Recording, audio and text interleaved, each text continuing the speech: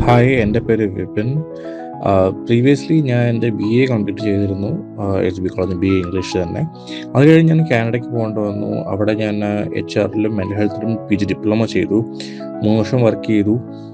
പിന്നെ 1 വർഷം ഇപ്പോൾ ബ്രേക്ക് എടുത്തിരിക്കുകയാണ്. അപ്പോഴാണ് ഞാൻ കരുതുന്നത് നേരത്തെ ഇഗ്നൂവിൽ ജോയിൻ ചെയ്തായിരുന്നു ഒരിടയ്ക്ക്.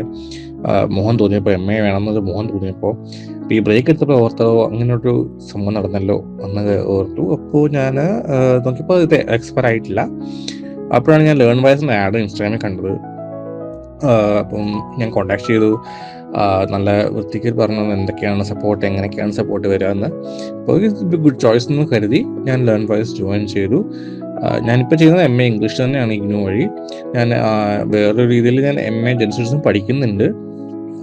PG എടുക്കാൻ മെയിൻ കാരണം എൻ്റെ ഫ്രണ്ട്സ് വരെ MA എടുത്തു. അപ്പോൾ എനിക്കൊരു മാസ്റ്റേഴ്സ് വേണമെന്ന് ആഗ്രഹം ഉണ്ടായിരുന്നു. പിന്നെ എനിക്കൊരു കോൺട്രാക്ട് പ്രൊഫസറായിട്ട് ജോലി കിട്ടിയായിരുന്നു കാനഡയിൽ തന്നെ.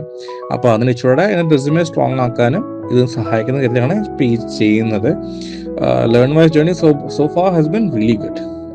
അസൈൻമെൻറ്റ്സ് ചെയ്യാനാണെങ്കിലും നോട്ട്സ് ആണെങ്കിലും എക്സാം സപ്പോർട്ട് ആണെങ്കിലും അല്ലാതെ തന്നെ മെൻറ്റർ സപ്പോർട്ട് ആണെങ്കിലും നന്നായിട്ട് ഉണ്ട്. അതുകൊണ്ട് നോ കംപ്ലൈൻസ് ദേ. കരിയറിൽ I want to be a teacher of some sorts, preferably a professor. കാരണം പഠിപ്പിക്കാൻ എനിക്ക് ഇഷ്ടമാണ്. But that's about it.